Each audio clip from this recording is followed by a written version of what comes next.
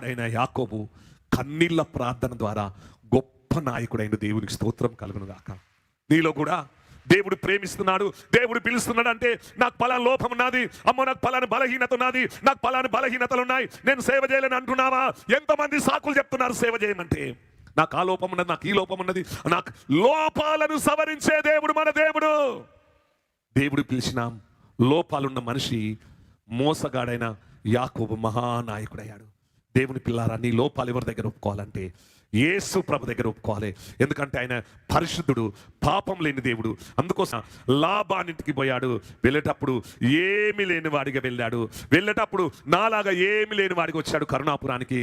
ఏమి లేని వాడిగా కరుణాపురం వచ్చి నేను దేవుని చేతిలో వాడబడుతున్నాము. ప్రియమైన దేవుని పిల్లలారా, లేయా ద్వేషింపబడట చూసిన దేవుడు కాదు, ప్రేమించే దేవుడు.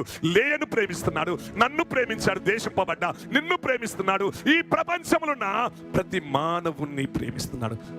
దేవుడు మాట్లాడుచున్నాడమ్మా. దేవుడు నీ దగ్గరికి వస్తున్నాడు. నన్ను చూడండి, ఒకసారి నా వైపు చూడండి. ఈరోజు నిన్నెవరు మోసం చేసిన దేవుడు నిన్ను వదిలిపెట్టడమ్మా. నిన్నెవరు బాధ పెట్టిన దేవుడు విడిచిపెట్టడు. నిన్ను ఎవరు ఏడిపించినా దేవుడు విడిచిపెట్టడు. నిన్నెవరు గాయపరిచినా నా దేవుడు విడిచిపెట్టడు. నా దేవుడు నిన్ను ఎవరు ద్వేషించినా దేవుడిని విడిచిపెట్టడు.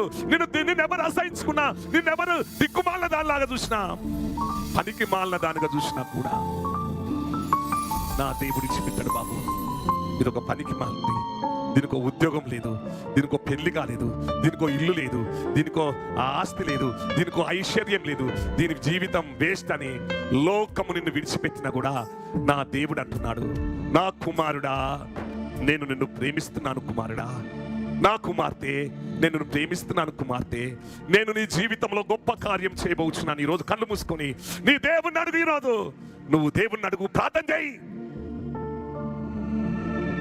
దేవుడు నిన్ను జ్ఞాపకం చేసుకుంటున్నాడు.